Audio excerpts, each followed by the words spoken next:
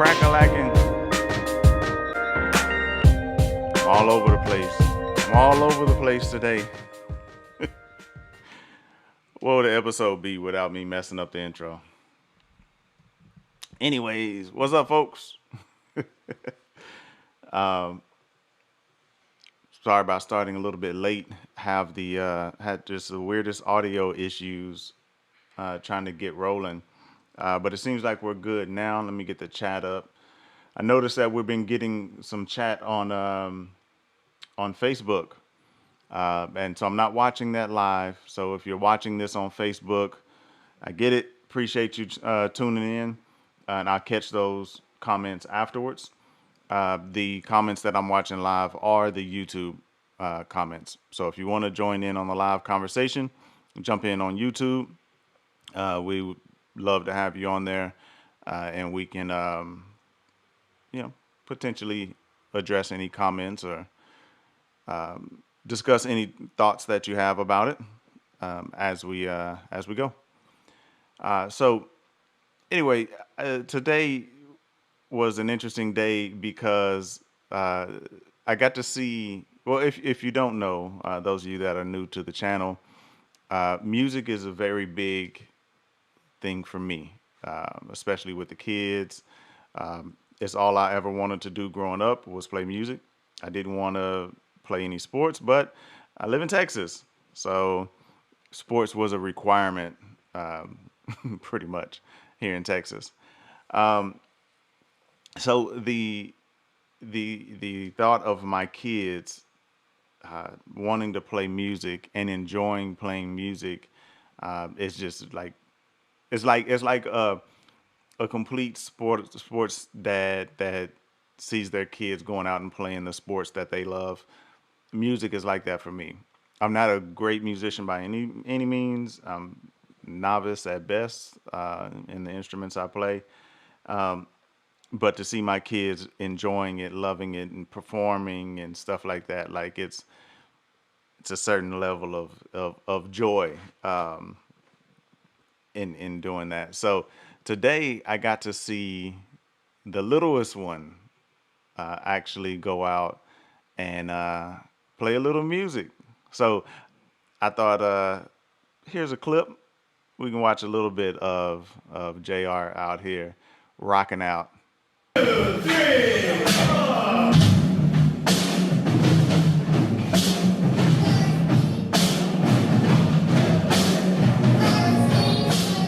So it sounds a little bit like popcorn, but that's him right there in the middle with the blue mask on. And so he's off a little bit, but these are some little bitty kids, man. And anyway, man, I just thrilled, really happy about seeing him actually get out. And he was so nervous. He didn't know what to do in terms of playing in front of a crowd because he's watched his bigger brother play. And he's seen the crowds that were there and the number of people and things like that. And he's just nervous. Like, are people going to be there to watch me? So this was a real great learning experience for him to get out in front of some people and actually, perform. And, it's a lot of fun for them. Music is great. There's a lot of reasons and to put kids in music in terms of like their growth, their confidence, and there's math. It helps with math as well. There's math benefits. So anyway, man, I don't want to go on and on about that, but do have his bigger brother playing today. They're doing a Beatles showcase today, and so we're gonna be back later on today to watch some of that. So that'll be today at 4 something. So won't be on extra long today because I do need to take off and get him over there. So the news this week has been interesting, and I didn't know which route to really take. There's been a lot of talk about Biden not having any press conferences for 65 days and how that's unprecedented and all this sort of stuff. And I don't know. I mean, for me, it's like, like, I couldn't care less if the president comes out within 30 days and has a press conference. I mean, whatever. But I guess I'm just a little bit jaded on the process, right? I'm a little bit at this point acknowledging that I'm definitely jaded and I don't want to hear any lip service. And I know them going out, they prepare, they get ready, and they're going through talking points. And it's like, I don't care about your talking points. So we're not really going to dig into that because that's not as interesting to me. But he did say a couple things that were interesting. That he's expecting to run in 2024. Biden will be like 80, 82, something like that. So it'll be interesting to see if he does run, and it'll be interesting to see who he runs against, and it will be interesting to see how he's holding up physically at that age, because that's seasoned for sure. But there are a couple of things we're going to rapid fire. Right, we're going to go through and we're going to rapid fire and touch on some news topics real quick, and then we're going to jump into this Georgia voting, the voting laws that happened, and touch on the representative who got arrested and things like that. But yeah, anyway, I'll save my thoughts. I was about to go in, but I'll save my thoughts for that segment. So first one that jumped off to me was this ignorance right here. Minnesota court rules rape charge doesn't apply if the victim got willingly drunk. So let's take a look real quick and let's just see what they're saying here in the article. The Minnesota Supreme Court on Wednesday ruled that a man who had sex with a woman while she was passed out on his couch cannot be found guilty of rape because the victim got herself drunk beforehand. Now, I didn't go to law school. You know, it was a plan at one time because I like debates, and I figured, hey, I might as well get paid to debate. I was going to do internet and internet law back in '01, so it was real fresh. Pretty big, pretty big industry came from that, but I ended up sticking with my tech love. But I say that to say, sometimes laws don't really make sense. They're gonna say that if you willingly got drunk and passed out, a man can have his way with you, and that's legal. That to me just seems like one of those, what? Like, where does that make sense? I chose to get drunk. You can do whatever you want with me. Now, I wonder if this law would happen in the same way, and the same ruling would happen if it was a man who got raped by another man after he willingly got drunk. I'm just curious. I'm curious from a social aspect. Would they have the same thoughts, right? Would they have the same ruling? Would that be okay, right? Because apparently the court says this is all right. Minnesota is one of the many states that says that for a victim to be mentally incapacitated to give consent, they must have become intoxicated against their will, such as if a person secretly drugged someone's drink. So don't secretly drug them, just feed them as much as you can, just alcohol after alcohol after alcohol. That is not secretly drugging them. You're publicly or purposefully just getting them extra drunk so you can have your way. The context of this is Francois Momolu. Khalil in 2017 picked up a woman from a Minnesota bar and took her back to his home. The woman blacked out on Khalil's couch and woke up to find him allegedly sexually assaulting her, per the post. A jury in 2019 convicted Khalil of third degree criminal sexual conduct. His lawyers appealed the decision, saying that the charge was not applicable because that statute applies when the victim took drugs or alcohol without their consent, while the woman in this case had taken 5 vodka shots prior to meeting Khalil. So anyway, okay, let me keep reading. If a person is convicted of third degree charge, they could face up to 15 years prison, pay a fine of $30,000. The state Supreme Court overturned the conviction and gave Khalil a new trial, arguing that the prosecution explanation of the charge, quote unquote, unreasonably strains and stretches the plain text of the statute. This was State Justice Paul Thyssen, who wrote per the Duluth News Tribune. The court said that Khalil could be charged with fifth degree criminal sexual conduct, a gross misdemeanor. If convicted, he will face up to 1 year in prison, a fine of no more than $3,000. The Minnesota House of Representatives is currently considering a bill that would change the language of the third degree criminal sexual conduct statute. The Duluth News Tribune reports. It would make it a crime to have sex with someone who is too incapacitated to give consent, regardless of how they got to that state.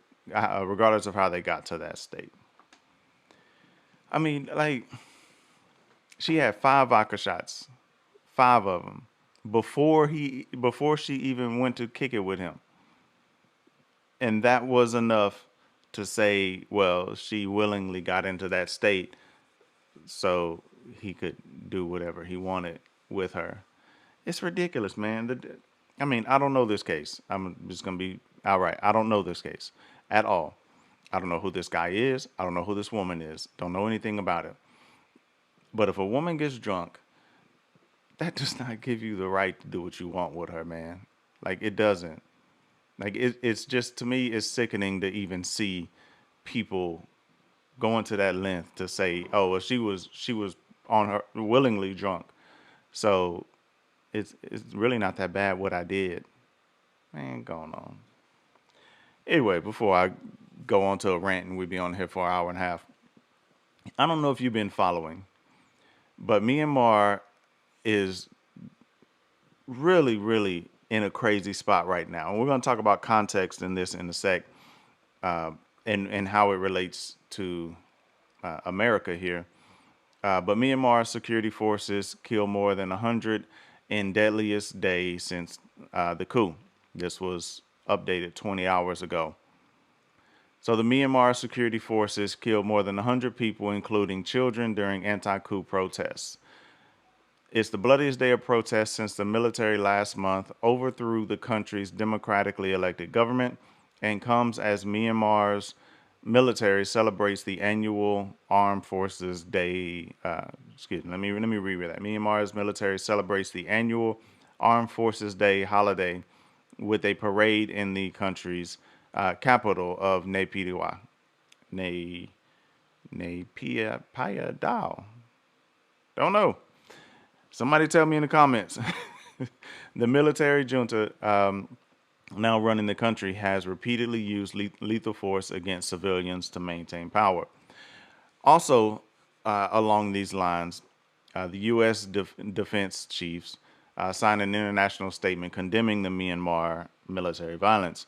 Now, this is the only reason why I wanted to show this, is because people say in disbelief, if let's just rewind 6 months now, right?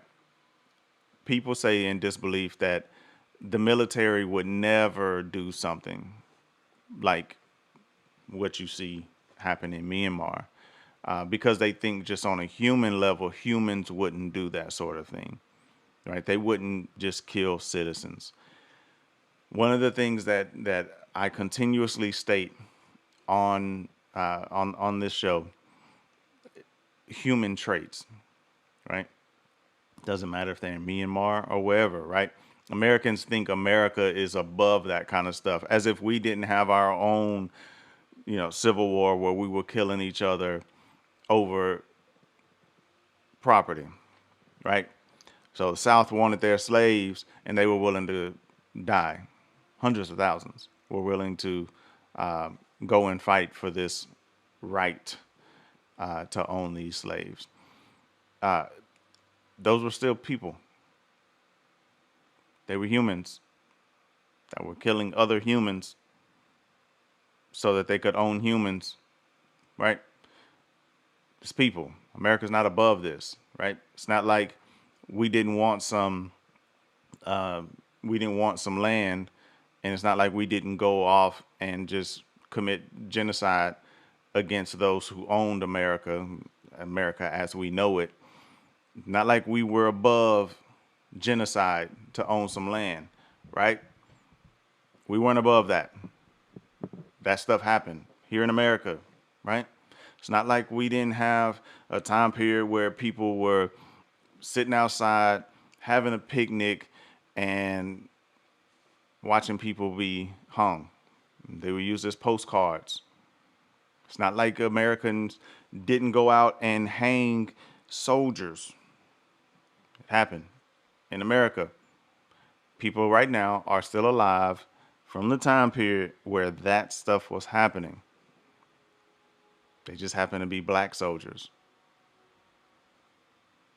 So when I see stuff like that and people think that stuff won't happen in America, it's because you just haven't seen it and you assume that we're somehow above that kind of violence.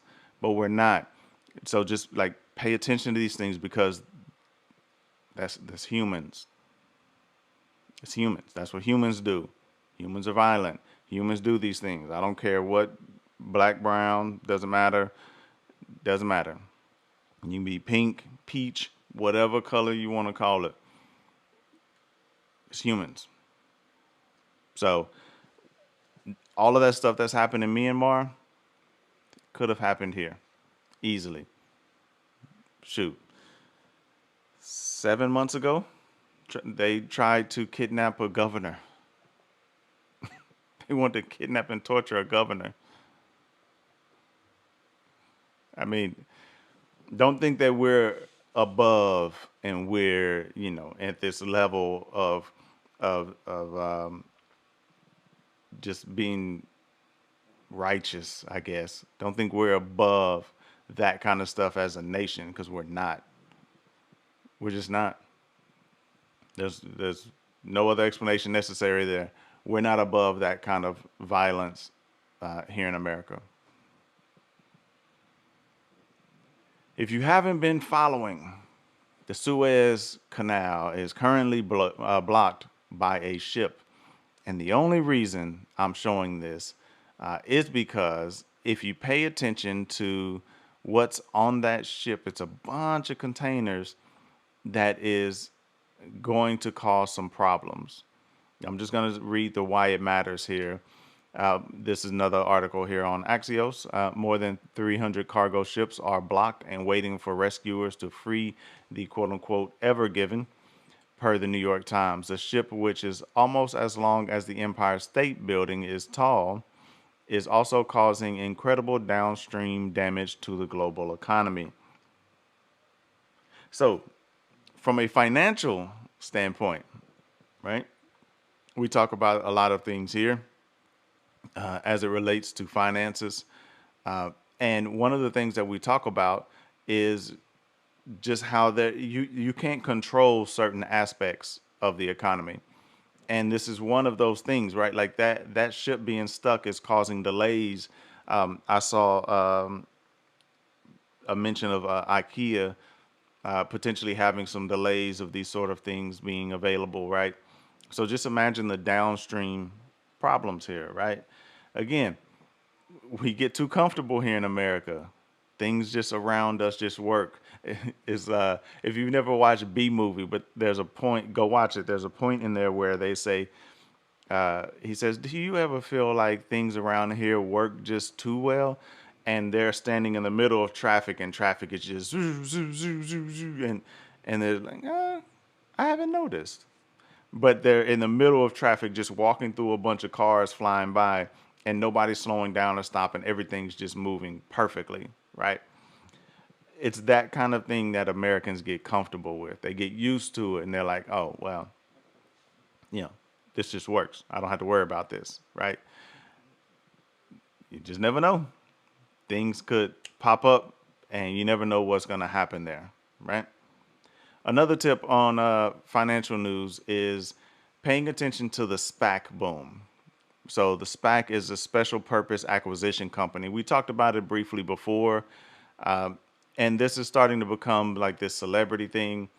And essentially, my point to discuss this is just keep an eye on. We're not going to go through the article, but keep an eye on this SPAC space because it's coming way more common. So to go public, you have to file your S1. You got to go through all this like checks and balances, and you got to, you know, basically test the market to see what your price could be, and then you offer some pre-market shares, and you start getting, you know, a bunch of press out. You got to start going on TV, and it's like this whole thing. It's months and months, and it's costly. It's very costly to do. Well, SPAC. SPAC is just a company that's already public that basically buys another company, and now that company is public, right? It's just a vehicle to get a company to go public. That's all it is. So the SEC, from the article says is concerned enough about this trend about celebrities and SPACs that have recently issued an investor bulletin. I guess I'll go ahead and pull this part up here. Celebrity involvement in a SPAC does not mean that investment in a particular SPAC or SPACs generally is appropriate for all investors. Celebrities, like anyone else, can be lured into participating in a risky investment or may be better able to sustain the risk of loss. Right. So that's the whole purpose of me bringing this up is don't just start jumping into investments because somebody else said this is this thing and they hyped it up and they made it sound really good, because that's what they do, especially if they're celebrities. They probably know some form of acting. So just be careful if you're seeing these SPACs and there's something that is making you want to kind of jump in. Just be careful. Just be mindful of that. One point here about Iran and China, they signed a 25-year cooperation agreement. It's another one of those things just to kind of keep an eye on. I've seen whenever, let's see, I guess it was 2017 or 2018, China, I think it was China, Iran, and Russia had signed some agreement. America was out, right? As we see these other, and it's common, right? Like listen, everything doesn't have to include America. But when we start seeing the global economy start shifting a little bit, and things just kind of start moving around, countries start making moves. There's a little tension here between us and that country.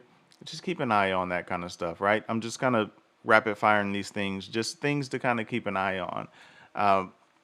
This agreement, China and Iran are both subject to U.S. sanctions, but they signed an agreement together, right?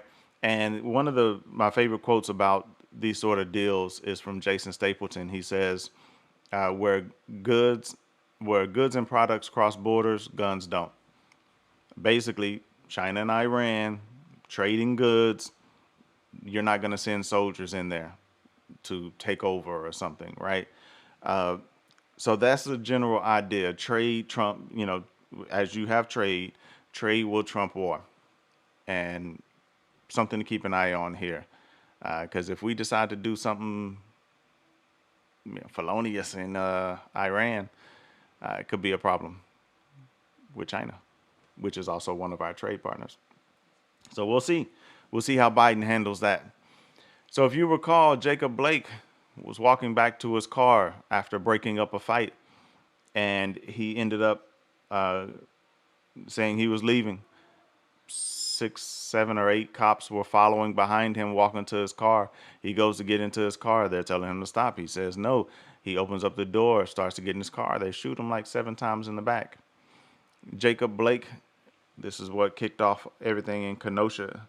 Jacob Blake sues Kenosha police officer Rustin Shesky. So we'll keep an eye out on what's going on with this as well. If you go back to the episode where we discussed this, it was a bad shoot, in my opinion. There were ways to address this. You got all those cops following him around the car. They had ways to address this before it got to the point where they were threatened and felt they needed to shoot him. But now he's paralyzed. So he's suing. And frankly, I hope he cleans their clock. The hits keep on coming. Keep them coming, Dominion. Dominion files a $1.6 billion defamation lawsuit against Fox News. Said it from the jump. I said it as this thing kicked off. When they started talking about all this stuff about Dominion and all that they were pushing through, that they were just going off complete conjecture. That was it. Fox News was out here pushing this hard. Every single day they were talking about how Dominion, you could change the votes and you can do this sort of thing. And all I kept saying was, show me. I'll believe it if you show me. Show me where it happened. But we started seeing the voting tally that was in the computer and the vote tally that was on paper was matching. In fact, multiple states where they were saying this was a problem said this was one of their most secure elections. Didn't stop Fox News. They kept pushing it. So Dominion Voting Systems filed a defamation lawsuit on Friday seeking $1.6 billion in damages against Fox News, arguing that the network knowingly spread misinformation about the company's role in non-existent voter fraud. Again, they're going to come out just like they did with the Kraken lady, whatever her name is. They're going to come out and they're going to say no reasonable person would have believed, because that's what they're going to use this legal speak to say. No reasonable person would have believed. This isn't a news show. This is an opinion show, right? Because Tucker Carlson and what's Trump's best buddy, Hannity, they're opinion shows. They're not news shows. They're opinion shows. They're going to fight it, of course, right? They're going to fight it. So this is the first time Dominion has sued a media company in its efforts to collect billions in damages from pro-Trump figures who have pushed baseless conspiracy theories about its voting machines. Dominion has previously sued Trump's personal attorney, Rudy Giuliani, pro-Trump lawyer Sidney Powell, there you go, that's Kraken lady, and pro-Trump MyPillow CEO Mike Lindell. All have appeared as guests on Fox News. Smartmatic, another voting company, baselessly accused of taking part in an international communist plot to rig the election for Joe Biden, filed a $2.7 billion defamation suit against Fox, some of the network's top hosts Giuliani and Powell, in February. So, again, just something to keep an eye on, but I hope they clean them out. I just hope they clean them out, right? If there's something that's there, we can talk about it, right? If there's something that's there that's a legit issue, you have seen this problem, you have literally seen the evidence of this happening, let's talk about it. I'm 100% open to that. But saying that Trump's vote total changed overnight and it just flipped, that's just ignorance. They were counting votes. That's what happens. You're ahead, you keep counting, then you're behind. It's just ignorance, pure ignorance that they were doing this and fighting that. All right, so last thing, and we got to get to the topic at hand. I'm not sure if we specifically called this out, but I know I mentioned at one point I was curious what the death toll would be from the week that we had this ridiculous winter storm here in Texas. And this article here on Axios says that the Texas death toll from February winter storm climbs to 111. 111. This was something that I was curious to see how far up this will go. Heads have been rolling at these companies, things like that. They're putting in requirements to make sure that people are held accountable, that the companies are making sure that they're winterized and all that sort of stuff. So they're making these sort of things. But I've been waiting to see what would happen with this death toll. Probably going to see some lawsuits come out of this. Probably so. It wouldn't shock me one bit if that was the case. So we'll see. That number probably isn't done yet because they had all these deaths and they needed to determine the cause of death. And now they're trying to get through to that point. So we'll see where that number ends up. All right. Georgia. Okay, I can't sing. The Georgia governor signs law curbing voter access. This is by Shauna Chin on Axios from March 25th. Georgia Governor Brian Kemp, Republican, signed a sweeping GOP-sponsored overhaul to the state's election law on Thursday. Here's why it matters. It is the first battleground state to push such a law in the aftermath of the 2020 election. Iowa Governor Kim Reynolds already signed a bill into law, scaling back early voting in the state. So, just to kind of level set here on what happened with Iowa and that sort of thing. So what they did was they reduced the early voting days from 29 to 20. So you can early vote, but they made it a much smaller window, only 20 days now. And they also said the polls close at 8 p.m. instead of 9 p.m. They're also requiring absentee ballots to arrive by the time the polls close, as opposed to being postmarked the day before the election. So if you mail your ballot the day before and it's postmarked, if it doesn't arrive before the polls close, they're just gonna throw it away. It has to be there before the polls close. Something happens with the mail system, the post office or whatever, doesn't matter. If it wasn't there before the polls close, deuces to your vote. They also shortened the deadline for absentee ballot requests and voter pre-registration to 15 days before the election. They also created felony charges for county auditors who don't follow election guidance from the Iowa Secretary of State. So this is happening in a state. This is Iowa, mind you, coming back to Georgia. This is happening in a state where Reynolds, who is the governor, Kim Reynolds, she confirmed that there was no election fraud locally. But these are ways that she believes can enhance and improve Iowa's elections. No voter fraud, but we need to tighten up. The system's working, but now we need to tighten this up. We need to tighten it up, right? It's hilarious to me how the lengths that they'll go to do these sort of things, right? So let's get back to Georgia. So this is let's go back one article here. So Republican efforts to change voting laws in Georgia follow record-breaking turnout that led to Democratic victories in the presidential contest and 2 U.S. Senate runoffs. Drop something here. All right, so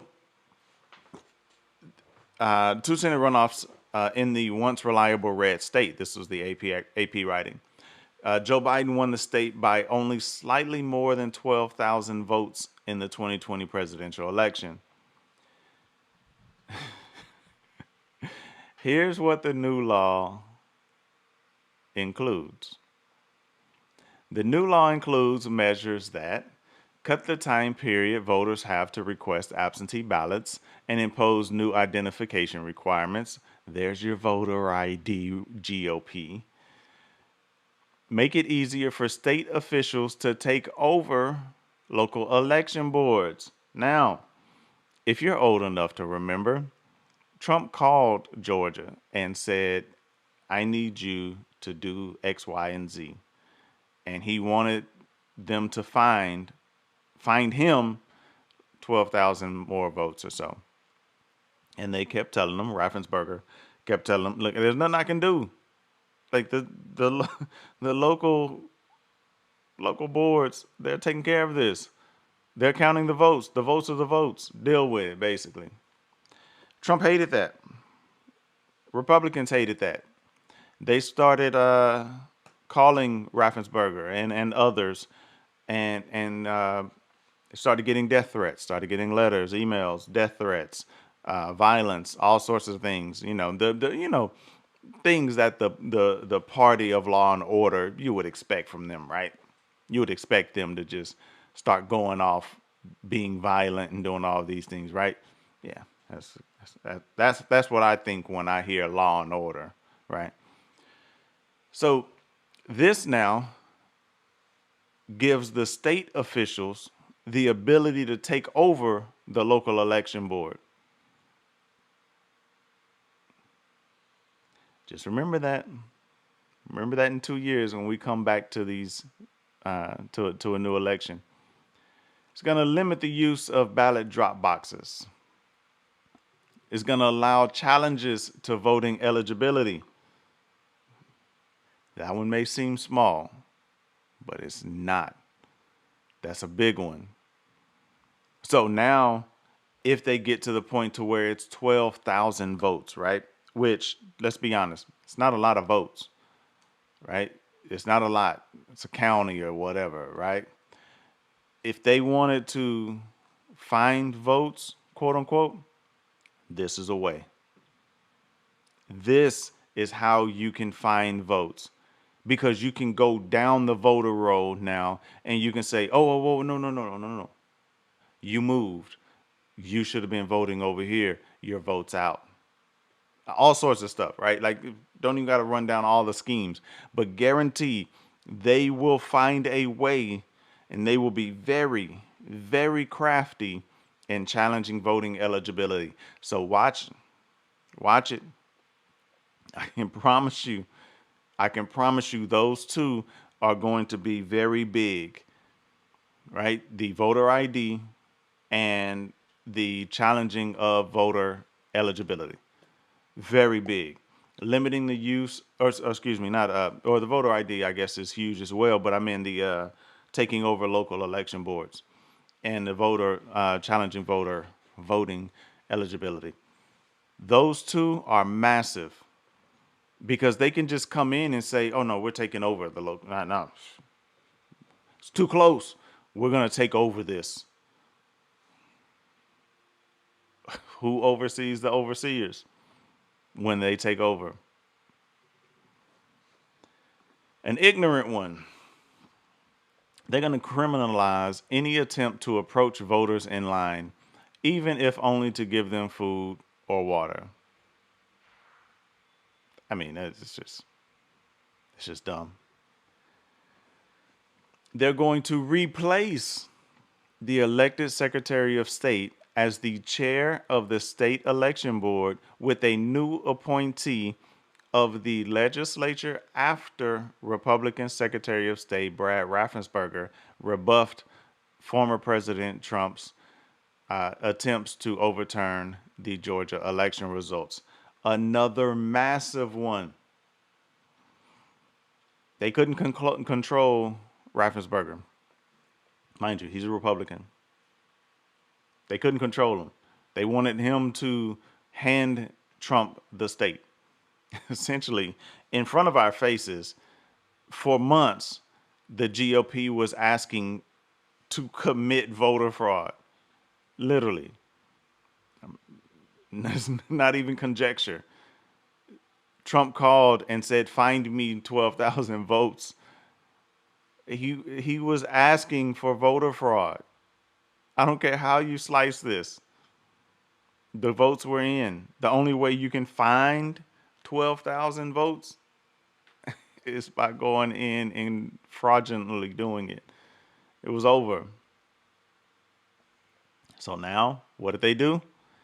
They've made it so much easier for them to come in with who they want and to be able to change stuff how they want. So it may not seem on the face of it that this is that big. And you may be turned off from people saying that it's the return of Jim Crow.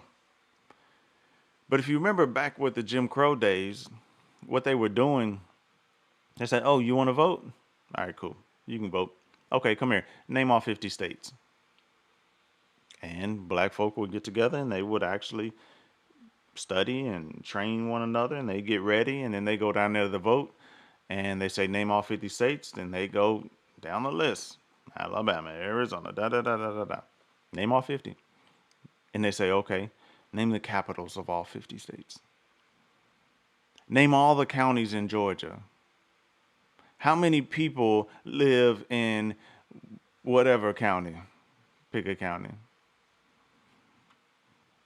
They were making all these literacy tests for voting. Mind you, there's no test for voting. You're a person in America that can legally vote. Just show up and vote. Shouldn't be any test. They were able to control the entire voting system, specifically from laws like this. And it may seem like, I don't think they're going to do all that. And you may feel that way if you're on the GOP side. And if you're on the Democratic side, you may feel like it's the Jim Crow. But I can tell you here that what they're putting in place is allowing them to come in and not lose again. It's 100% about them not losing again. Because after they did recounts in Georgia, thrice, the results came back with Biden winning thrice times. So you can say that there was fraud or whatever. Biden won all 3 recounts. What else could they do? Well, now they got firepower. Here's what Kemp is saying. "Few are more important than the law I signed moments ago, which ensures Georgia's elections are secure, accessible, and fair." This is what Kemp said at a press conference on Thursday. It's like the Christmas tree of goodies for voter suppression, said Democratic State Senator Jen Jordan on the Senate floor on Thursday. Some lawmakers argue restrictions will boost election integrity despite no evidence of widespread fraud in the 2020 election. Meanwhile, critics say the measures are intended to target heavily Democratic jurisdictions and will hurt Black and Latino voters. President Biden called the effort sick and un-American at his press conference on Thursday. Former President Jimmy Carter, who previously served as state senator in Georgia and then governor, also voiced opposition early on. During the signing ceremony, Georgia State Representative Park Cannon, who's a Democrat, was handcuffed and forcefully removed after knocking on the governor's door. This is what Atlanta-based WXIA-TV reported. Cannon led rallies against the measures in February, according to the Atlanta Journal-Constitution newspaper. In the big picture, Republican lawmakers have proposed at least 253 laws to restrict voting access in 43 states across the country. This is according to data compiled as of February 19th by the Brennan Center for Justice. More proposals have reached the floor since, as CNN writes. The Georgia bill passed the state house in a 100-75 vote and then was agreed to by Senate Republicans with a 34 to 20 in favor on Thursday afternoon. So it's not like this is just something that's just like, oh, is what it is. Let's yeah, everybody, we agree. This is needed. Let's go ahead and pass this, right? Nah. They know what they're doing. It's no joke. When you 253 as of February 19th, 253 like the laws they're trying to change. That I mean, come on, or bills that they're putting forth. Like I mean, come on. All Republicans after they just got slaughtered in the election. Yes, yes, they are trying their best to control votes to improve their chances. They're not going to change their narrative. They're not going to, keep some ridiculous person from running for president with ideas that are so bad that Joe Biden can beat them. A middle 70-year-old Joe Biden with the history that he has can beat their transformative president. They're not going to fix that issue. They're not going to change who they are, which, I mean, in some ways they shouldn't. In some ways, I just think they should live up to who they are, who they say they are, as opposed to who they feel like they need to present themselves to be, right? They're not constitutionally conservative anymore. They're not even fiscally conservative. That's not who they are anymore. But instead of fixing their messaging, instead of improving who they are, they're just going to figure out a way to suppress these votes. Let's suppress the votes. Let's just put this in there. Oh, you know what? Don't bring water. Don't bring food to anybody in line. Yeah, we understand. We shortened the window that you can vote.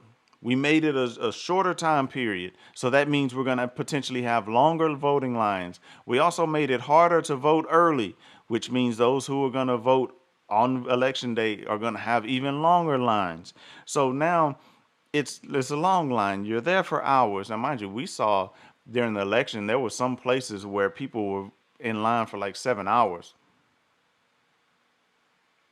You can't bring them water. You get arrested. Come on, man. This stuff is right in your face. It's right in your face. And I don't care if you're conservative or not. Makes no sense. Makes absolutely no sense. Civil rights groups sue Georgia over new law restricting voting access. It's an article from the 26th here on Axios.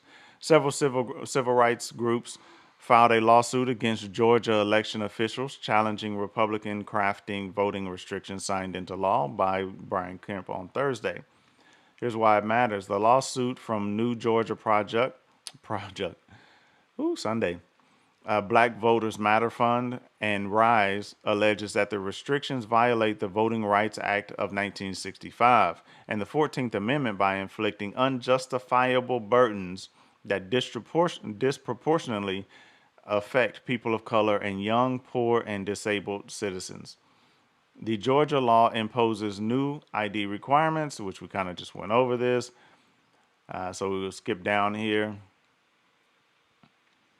Said, but, Georgia Secretary of State Brad Raffensperger, one of the defendants in the lawsuit, has repeatedly said his office found no evidence of widespread voter fraud in the 2020 election, despite baseless claims to the contrary by former President Trump.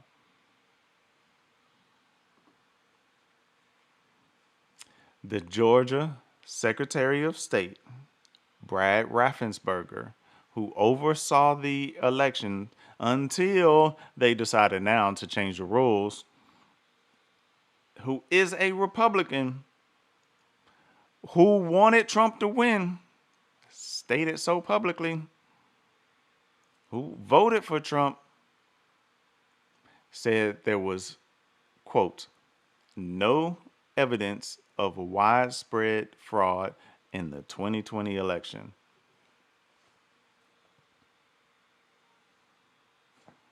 I mean, it's all right there for you. Literally, it's all right there for you. And you're living through it. Biden calls Georgia's voting restrictions Jim Crow in the 21st century. You're going to hear this framing happening, just like the Republicans are so they're so focused on the border right now that it's a crisis. We have to solve it. Ted Cruz led a group of Republicans down to the border, and they're just like going around. Oh my God, it's such a crisis, and you never saw that for the last 4 years. You never saw Ted Cruz do that, but now, oh my God, it's a crisis. Oh, it's a crisis. We gotta handle. Oh, look at these kids in these cages. These are Biden cages. To which I say it is a crisis. I say that those cages are vile. Been saying that since they started happening, since they started being used under Trump and being overstocked under Trump. I've been saying it ever since then. I'm not changing. Those things are vile. But you never heard Ted Cruz say that back then. Now all of a sudden, let's fire up the boats. Let's ride around. Let's look at how bad the border is. Oh my God, these Mexicans are coming to take over.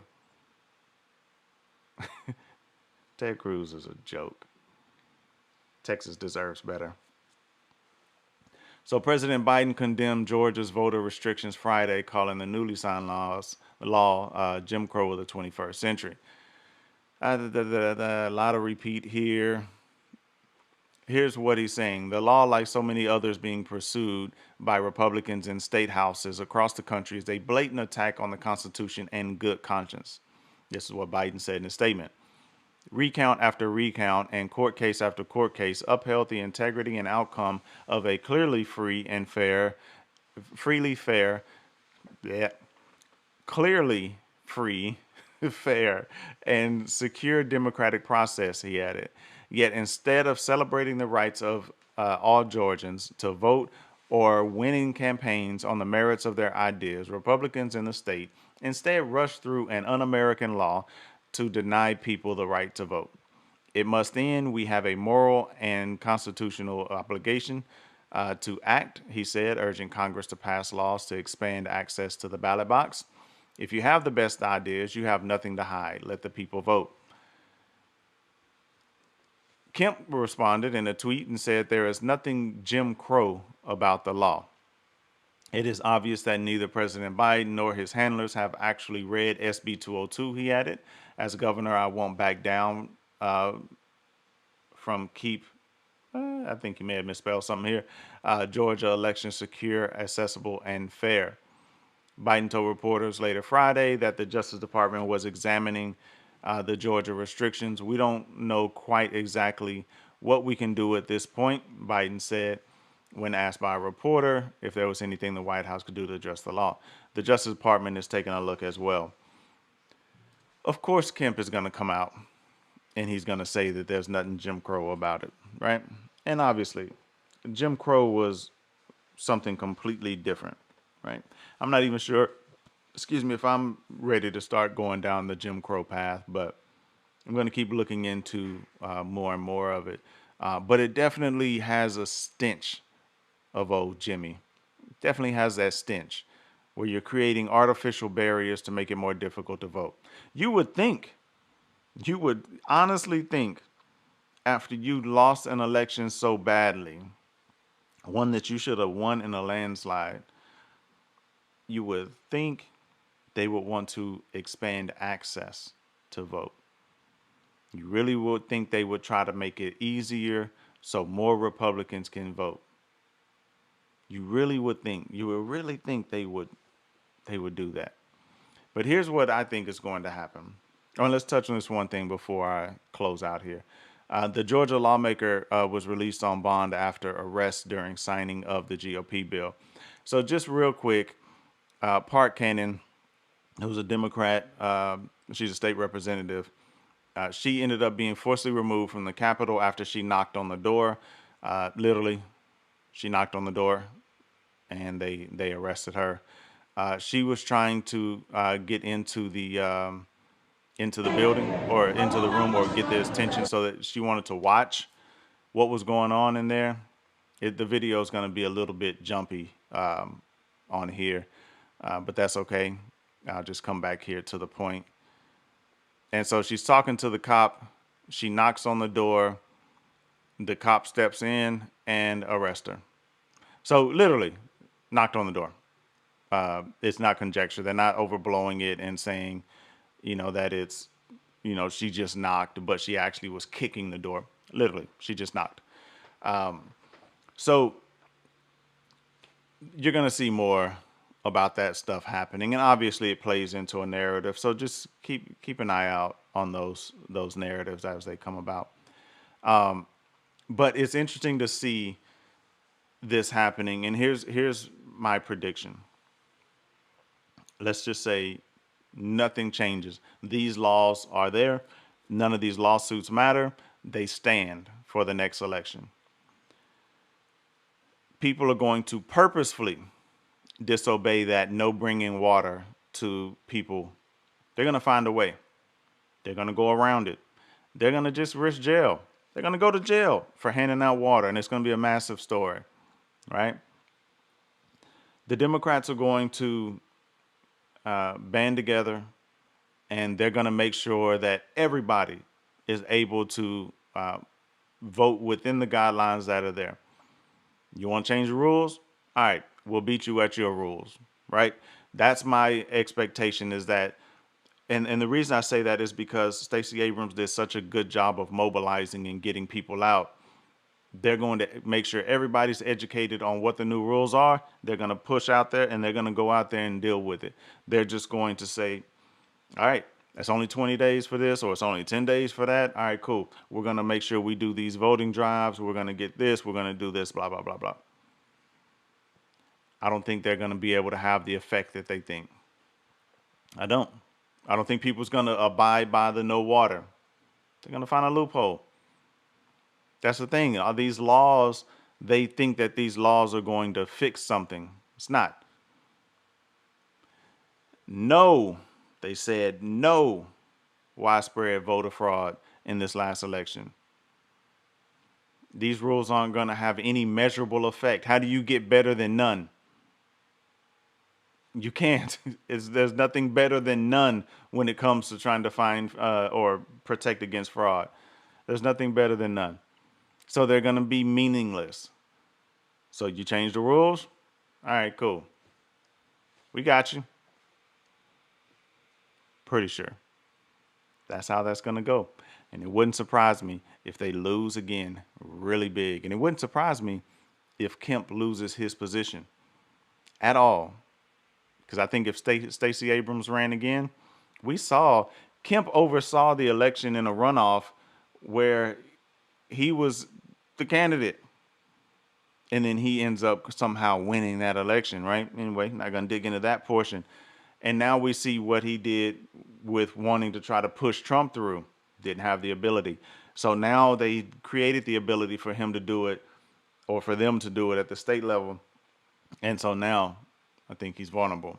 I think he's trying to put this stuff in place so that he can try to protect the next election, but I think he may lose this one. I said I was going to end early, but I didn't get to. Still hit an hour. We're political free agents. catch us on Sunday, 2 p.m., Tuesday at 7 p.m. We got some videos dropping. Finally got the team together. It's been taking a little bit to get everybody coordinated, to get the process going, but we're about to start getting these videos dropping. They're going to be short clips, PFA minutes, 5, 10, 15 minutes. It's not going to be the whole episodes. They're going to be chopped up. I keep talking about it, but it's coming, it's coming, it's coming, it's coming. I promise. We have the catapulting episodes up. Go to catapulting.tv and you can listen there. You can also find the link in the description for each episode to the YouTube as well. We have clips coming for that as well. Hit us up on social media, at PFA Podcast on Instagram, Twitter, and Facebook. And we'll catch you on the flip side with PFA.